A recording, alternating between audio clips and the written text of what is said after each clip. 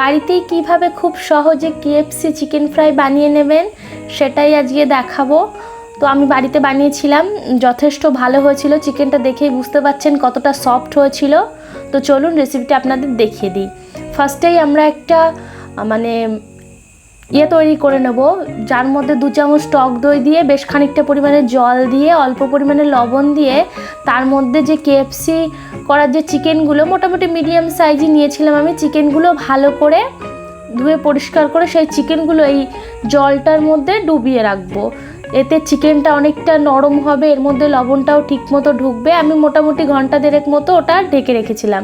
এরপরে মশলাটা বানিয়ে নেব, যার জন্য সাদা তেলের মধ্যে কাশ্মীরি লঙ্কার গুঁড়ো, জিরে গুঁড়ো, ধনে গুঁড়ো, লঙ্কার গুঁড়ো, সামান্য গোলমরিচ গুঁড়ো, লবণ আর লেবুর রস, আদা রসুন বাটা সব কিছু দিয়ে মশলাটা রেডি করে নেব। ওদিকে চিকেনটা ডোবানো আছে, বাটার মিল্কের মধ্যে ডোবানো থাক। এটা বেশ ভালো করে ফার্স্টে চামচ দিয়ে আমি মাখছিলাম, চামচ দিয়ে মিশছিল না জন্য আমি হাত দিয়েই ভালো করে মেখেছিলাম।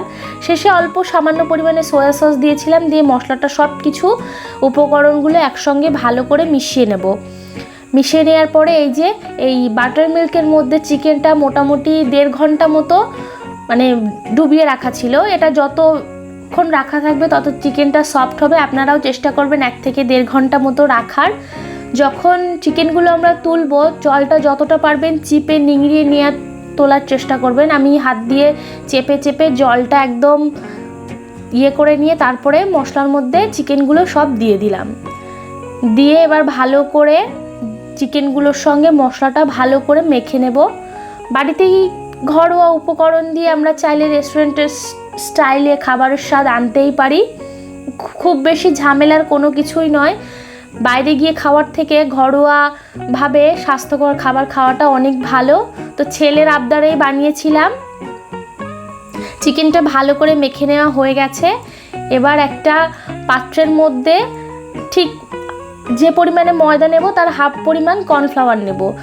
1 বাটি ময়দা নিয়েছিলাম, তার জন্য আমি হাফ বাটি কর্নফ্লাওয়ার, সামান্য লঙ্কার গুঁড়ো, গোলমরিচ আর সামান্য পরিমাণে লবণ সব কিছু এই শুকনো উপকরণ একসঙ্গে ভালো করে মিশিয়ে রেখেছিলাম।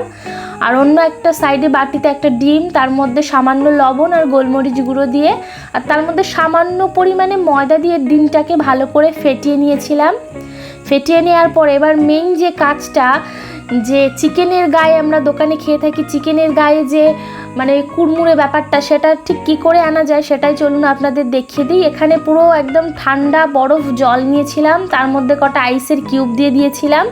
দেওয়ার পরে যে চিকেনটা মশলার সঙ্গে ম্যারিনেট করে দিয়ে মোটামুটি ঘন্টাখানেক রাখা ছিল, চিকেনটা তুলে নিয়ে ফার্স্টে ডিমের গোলার মধ্যে ডুবিয়ে নিয়ে তারপর শুকনো ময়দা গায়ে হালকা করে মেখে নেব।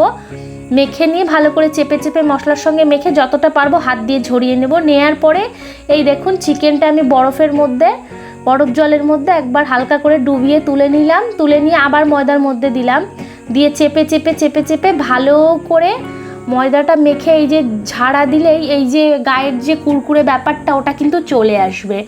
আর জলটা চেষ্টা করবেন ঠান্ডা নেয়ার।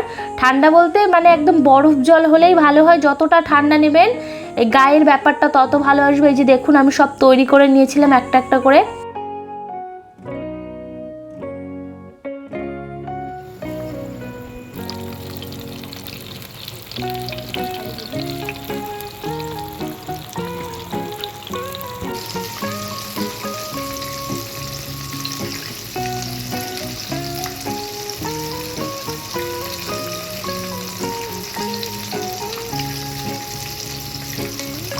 চিকেনগুলো সাদা তেলের মধ্যে ছেড়ে লো টু মিডিয়াম আছে ফার্স্টে প্রথমবারে ভেজেছিলাম। হাতা দিয়ে গরম তেলগুলো ওপরে দিয়ে দিচ্ছিলাম যাতে 2 পিঠটা বেশ সুন্দর করে সেদ্ধ হয়ে যায় চিকেনটা। তো চিকেনটা লো টু মিডিয়ামে মোটামুটি 10-15 মিনিট ভাজার পরে আমি তুলে রেখেছিলাম। তুলে রেখে মোটামুটি 15-20 মিনিট রেস্টে রেখেছিলাম। রাখার পরে ফাইনালি খাওয়ার আগ দিয়ে আবার একদম ওটা হাই ফ্লেমে একদম মুচমুচে করে ভাজার জন্য তুলে নিয়েছিলাম। যদিও খাবারের স্বাদ দেখে বোঝা যায় না, তবুও কিছুটা হলেও বোঝা যায়। আপনারা অবশ্যই কমেন্ট করে জানাবেন যে কেমন দেখতে হয়েছিল। খেতে কিন্তু ভালো হয়েছিল, ঘরোয়াভাবে বানানো। মোটামুটি রেস্টুরেন্টের স্বাদটা না আসলেও আমার কর্তামশাই ছেলে যথেষ্ট প্রশংসা করলো যে ভালো হয়েছে। তো আপনারাও বাড়িতে এইভাবে বানিয়ে খাবেন। আর যারা চ্যানেলটিকে সাবস্ক্রাইব করেননি তারা চ্যানেলটিকে সাবস্ক্রাইব করে দেবেন।